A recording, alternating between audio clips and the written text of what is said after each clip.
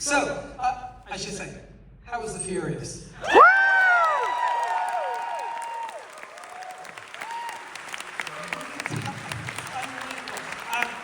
We have not one, but 2 chairs, so we have a little bit of a surprise. We'll do it. Yes, we'll do this. You will know this man because you just saw him in the film. A huge, huge response for the great. So he is Brian Lee.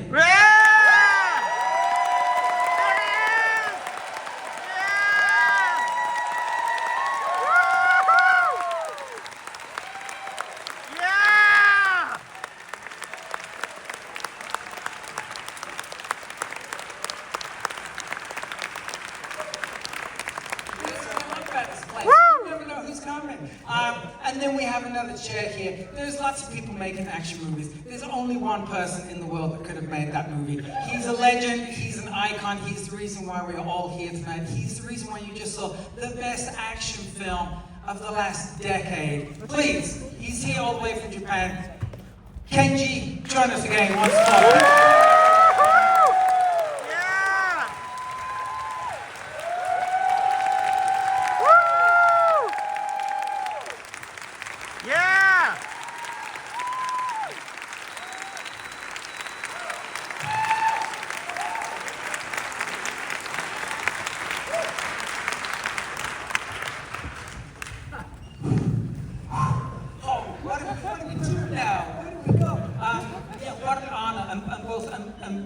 Brian, I didn't even know you were in town and then you just appear, so... Yeah, I actually live here, so... Yeah, actually just confirmed a little too late, that's why. That's okay, we like surprises. So, I'm just gonna jump in, because Kenji, you're one of like the... I kept a running list at the back of the room. Swords, knives, hammers, bike pedals, bike chains, fists, feet, arrows, guns, cars, trucks, ice picks, windows, and a frozen head in a block of ice. What's wrong with you? Because I was a martial arts movie fan all those years, so actually some audience can realize, oh, this is an homage for something, right? Like Ice Factory or Yayan's, great tracksuit. This is a long street Bruce Lee, right? Mm-hmm. So a lot of homage is unique. So, and that's what I was going to ask. When we talk about, can you talk about inspirations, and does this film feel like it's because there's so much in there, but does it feel like a culmination of not just your life's work, but your love of action cinema and martial arts cinema in particular? Yeah, this is, it's a lovely action cinema. I can see it. And how did it feel making this? Was that kind of the spirit that was driving it throughout? Because this time is different from the movies which I usually shoot. Because Bill Kong, our producer, he's a producer of the Crouching Tiger or Hero. He called me one day, hey Kenji, let's make the ultimate action movie. So what's an ultimate action movie? So in my understanding is we put together all the actors who can act and who can move. So I don't have to think about how to edit, how to shoot, how to, because I'm lucky, we are so lucky to have these talented actors. So we try to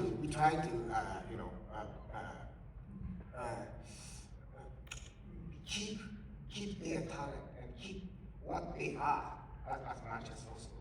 Like he's what kind of martial arts you bring? YouTube martial arts. YouTube fighter. So our Chanel from China, Jota Singh from Indonesia, and Lee from Orange County. Diane from Indonesia, and Joey Managa from Japan. So they each actor has a deep background for the martial arts. And did you have a wish list going in? Was it like, let's just let's just go get the best of the best. Oh yes, because day one, Milcom said, oh, let's use Chanel from China. So this is the day one. Yeah. So we need a partner. We need a partner, brother, buddy, right? And so, did that thinking come before the script? Did that inform the? Almost same time, I'm making the script and the casting, Yeah. and we think about the set pieces. So almost the same time. Yeah. And then, Brian, let's talk about your experience. How did you become involved with this film? Actually, Kenji reached out to me, and I've been a huge fan of Kenji for such a long time. I actually sent Kenji a message on either Facebook Messenger or email or something in like 2013 actually, and I was left on scene. But but to be able to be on the stage right now and to talk to you guys and to be next to Kenji, I'm truly grateful. Yeah! Woo! I want to ask you both about the process of the action sequences, what it was like constructing them, and then as an actor being in them, how much the design of them, because you're a master of this as a stunt coordinator and a choreographer, but then shifting, your role changes when you become a director. But then Brian, as an actor, were you given the freedom to go where you wanted to go, I guess? Was it like, how controlled was it? Actually, this time I'm director, but we have a very strong stunt team led by Kensuke Sonomura. Incredible.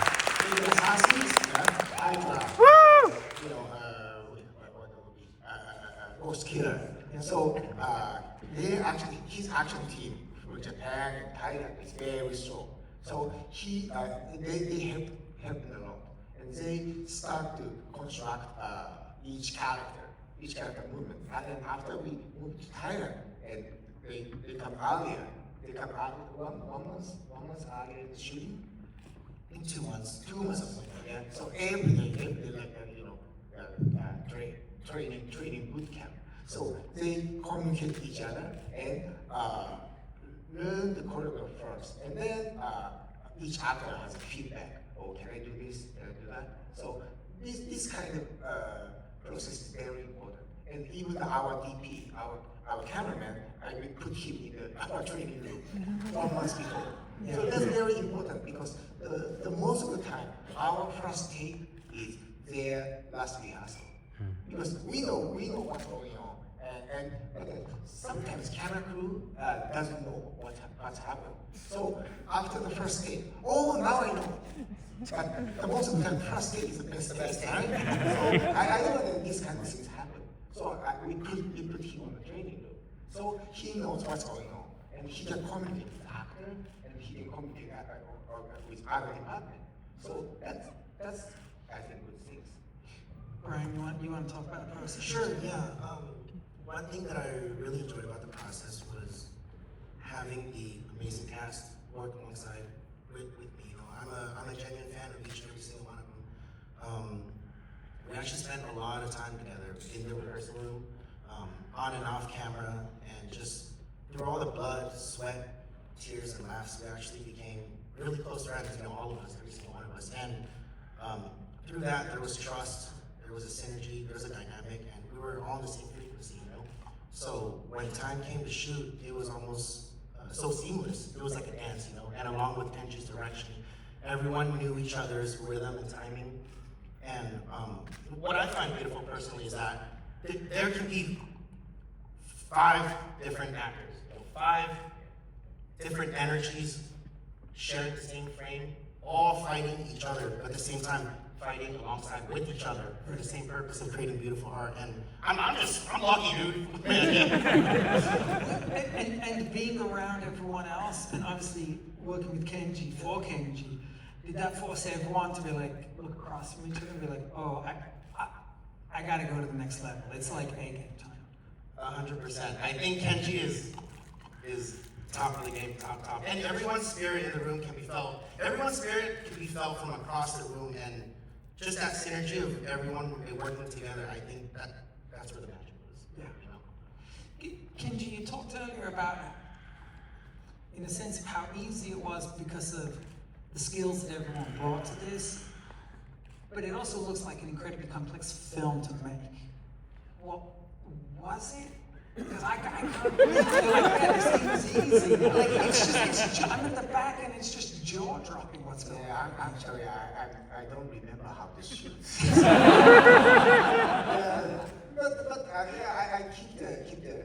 keep myself on board. So, I want to see the five guys fight for the three different parties, right? So, and because this time again, I was very lucky to have these kind of actor. So, because that level, every day we see, oh, that's good, oh, that's been great, oh, so I will be very greedy, right? So, because we can have that cast. And did the action sequences, the fight sequences, did they change much from when you started the boot camp? And then you brought everyone together, you were like, oh shit, we can go places that we didn't anticipate we could before. So over the course of that training period, did you come out at a different place than you originally intended when you started? I think basically the choreography is almost same. Okay. But between the choreography and the choreography, they can bring their flavor. You know, sometimes a pose or everybody facing off. That moment, they can bring their flavor. Yeah, you felt those pauses, Mo in particular, like he has so many of those beats where he's just like, I'm about to break something, but I'm going to stop before I do it. It's beautiful. Can we take a couple questions from the audience? I'm sure we have people that want to ask some questions. Yeah, right here, white, yeah. Me? Yeah. Hey, nice to meet you. Nice to meet you.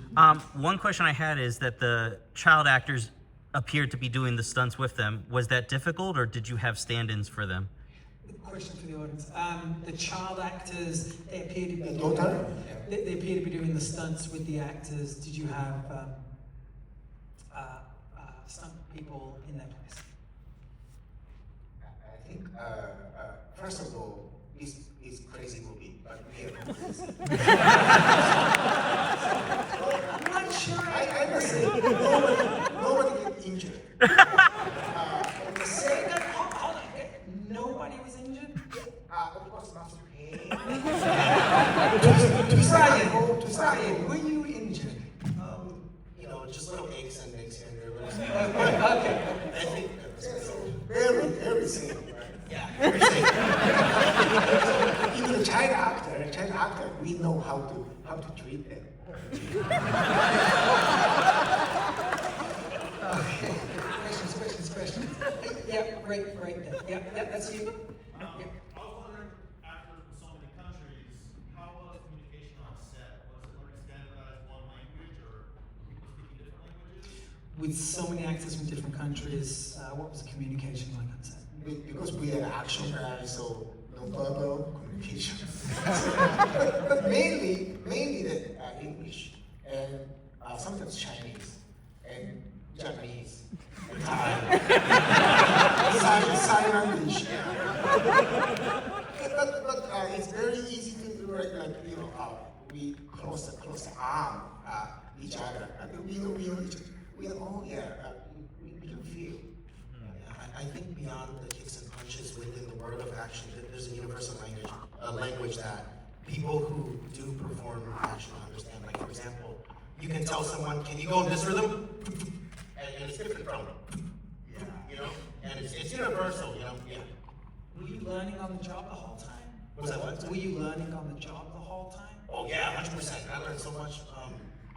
What I really enjoyed about working with Kenji is that Kenji is really good at helping the actors find their strengths within the character and actually letting us lean into that direction even more, even if it means tweaking the script a bit, you know. And also Kenji was really good at leaving room for each character to kind of find their catalyst and purpose within the story. And through that, he guides us through the scenes in a way where there's trust, and we're able to just fucking let it rip. Where do you take the most satisfaction in making a film like this? Yeah. Is it exactly what Brian's talking about? Is it giving your actors the freedom to express and to improvise? Is it seeing the Yeah, because this is the bottom line. Even the drama scene, even the action scene, we need to give them freedom. And because the most of the time, actor gives something. I let them try, because the most of the time that's right, because right instinct. So let them try, and then I just say if it doesn't work, I will tell you. So, but the most of the time it works. And I love that you talk about the acting as well, because it's easy for the action to overshadow the performances of your leads, because this film has a real emotional core to it. Like you feel in particular, I would say Mo's character and then Joe's, but like you really feel for him. He carries it. Because I love the action with the emotion. Because when people fight, that peak of the emotion, right? Yeah. So this kind of things happen on peak of the emotion. So I love the action with the energy or passion or power. So these kind of things I want to put more thing. Yeah. All right. Any questions out here? Yeah, right there. The camera movement in the fight scenes is the most insane shit I've ever seen. Can you talk about how you develop your technique of how the camera moves with the fighters? You know, like, do you have tons of cameras, just one camera? When do you come up with how that choreography? Talk about orchestrating the cinematography, multiple cameras. How do you shoot this? And can you talk also, right, as you talk about this, in particular, that first. The fight with Mo and Joe in the really tight quarters. Like as you were talking earlier about introducing the cinematographer into the training, that scene in particular feels like a real standout because it's so tight. But The security room. yeah, exactly. Yeah. But before Kung Fu film, when we shoot a Kung Fu film, the actor must work with a camera. But nowadays, a camera must work with the actors, right? So how actor moves and how camera follows. So the most of the camera works happen in the training room because actors move like this, and we are trying to the best angle to introduce to audience. So it's the most time is out of calculation. Sometimes, we moving around, that's good. And then we share with the cameraman. And sometimes cameraman is also, he appear every day in the training room. He just shoot around, and he can find something new. So that's our process. Yeah, and sometimes the narrow space is better because bigger space is maybe a lot of choice, right? Crane, or drone, or to track. Or fix a lot of choice. But narrow space, just put here. Don't put here or don't put here. Don't put here, put here. So it's easy to put the camera. I can't believe you keep talking about making this film as being easy. Okay, we got room for a couple more, and then where's Patrick? Patrick's got a couple of signed cards, right? Trading cards that Kenji did. The back of trading card. Yeah, the master trading card. Okay, we got a couple of those for the last couple of questions. Yep, you right there. Can I ask how many months or potentially years this took to film? Because I can't imagine it was a short amount of time. How long did it take to shoot the film? I think it was a total of 60 shooting days with both drama and action. Yeah, I remember the police station. That's the pieces we spent 18 nights. 18 nights. Yeah, I feel a human being asleep at the night. 18. But the shooting order is, I remember, start from the running and then Tiger Crab fight and the ice factory. So shooting order is really by order. So You shot the film chronologically? yeah, that's accidentally, but almost by order. So that emotion is easy to connect.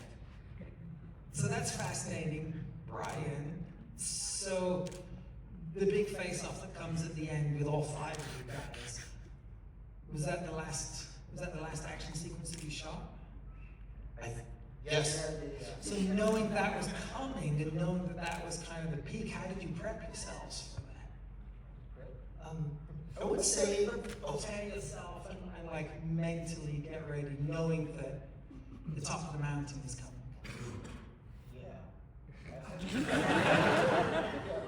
Sure, yeah. Sure. I would say for the first third of the film, we worked very closely with Kenji in terms of like developing the character, right?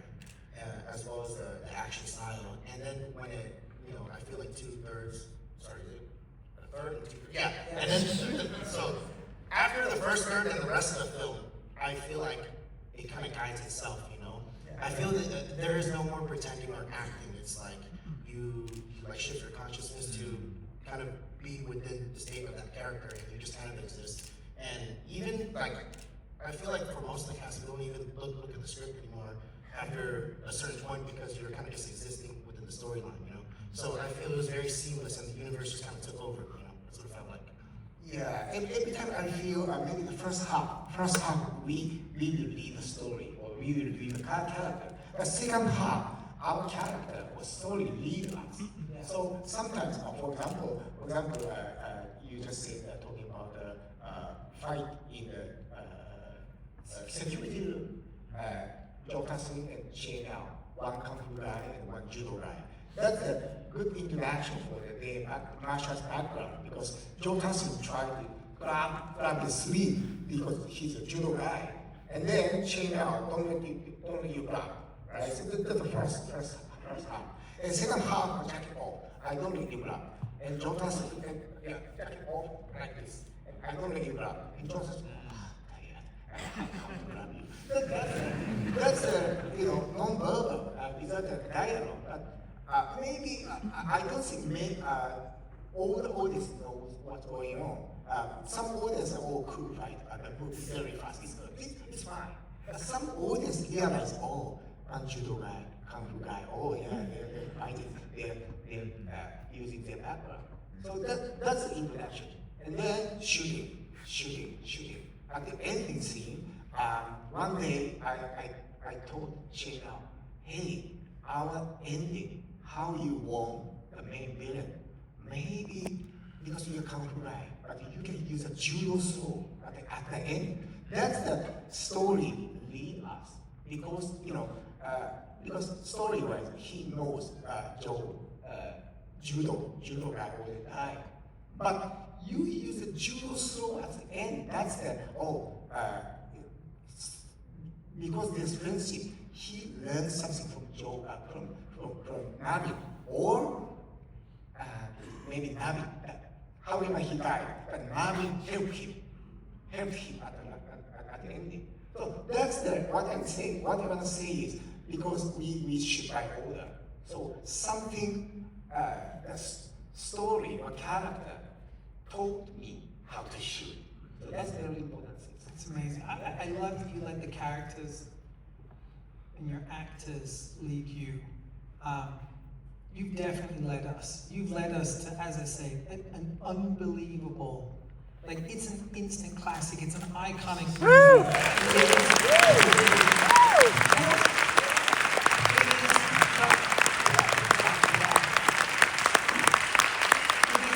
It is such a privilege and an honor to be able to screen this film, and with you here and Brian as well. So you can lead all of us anywhere. We will follow you, and wherever we're coming, and wherever the Furious goes, we've got your back. Wherever you go, make more movies. We'll do more screenings. These people will come out. Yeah!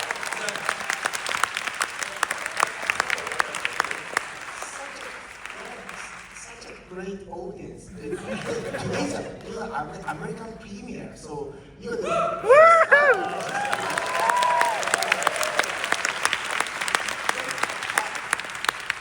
I think you guys have a mission to tell your friends together. And your family, your next one, or your historian, whoever you can tell them all how exciting this movie is. It's true.